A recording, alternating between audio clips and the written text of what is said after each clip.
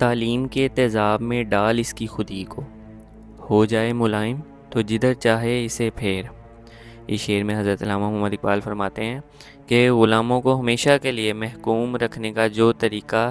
تلوار سے بڑھ کر کارگر ہے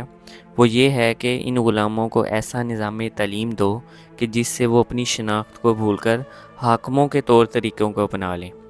اس طریقہ کار کو انگریز نے ایک ایسا تیزاب کہا ہے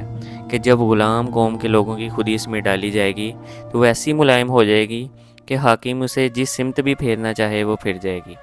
اور تعلیم کا یہ تیزاب ان غلاموں کے حق میں تانبے یا مٹی کو سونا بنانے کے بجائے الٹا کام کرے گا،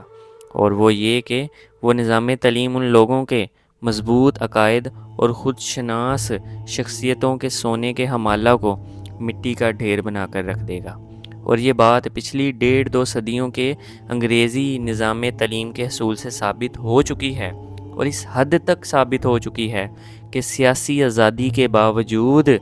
برِ صغیر کے لوگ مغربی تہذیب، تمدن اور ثقافت کے رنگ میں ڈھل چکے ہیں،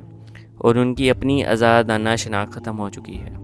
یہی وجہ ہے کہ ہمارا نظام تعلیم بری طرح ناکام ہو چکا ہے۔